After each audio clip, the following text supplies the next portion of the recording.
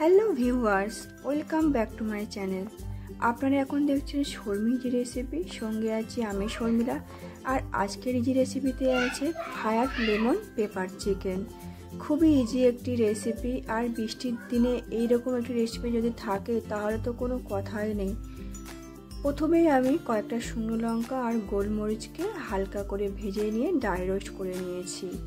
তারপর বোনলেস চিকেনকে ভালোভাবে ধুয়ে পরিষ্কার করে নিয়েছি, আর চিকেনের পিসগুলোকে একটু মোটা মোটা করে রেখেছি আর চৌকো শেপ করে কেটে নিয়েছি। খুব বেশি ছোট করলে কিন্তু ভালো লাগবে না। তারপরে এই চিকেনের মধ্যে দিয়ে দিয়েছি ভাজা মশলা 1 চামচ, কাঁচা লঙ্কা কুচি, স্বাদ মতো লবণ, আদা রসুন বাটা আর টক দই দিয়েছি 2 চামচ। তারপরে লেবু তো দিতেই হবে, যেহেতু এটা লেমন ফায়ার চিকেন।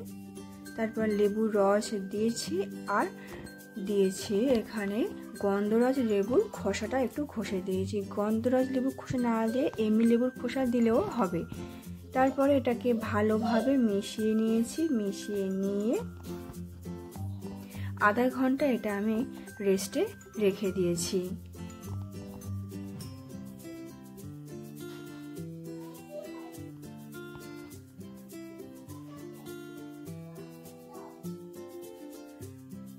আধা ঘন্টা পর দিয়েছি 2 চামচ কর্নফ্লাওয়ার, এখানে ময়দা দিলেও হবে, আর দিয়েছি একটা ডিম।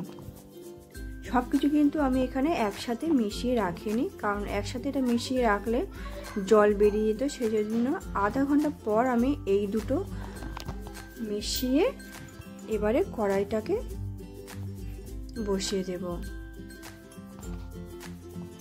আগে থেকে ম্যারিনেশন করে রাখার এই দুটো কোনো রকম দরকার নেই। কড়াই গরম হয়ে গেলে দিয়ে দিচ্ছি রিফাইন অয়েল।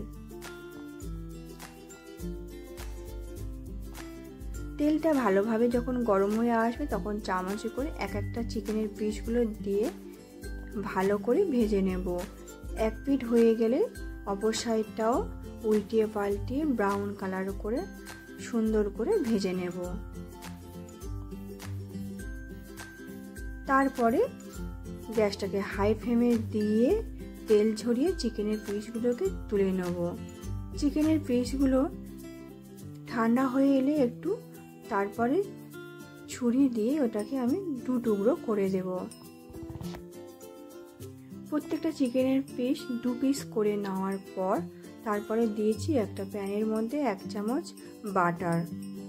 তার উপর দিয়ে দিয়েছি গন্ধরাজ লেবুর খোসা।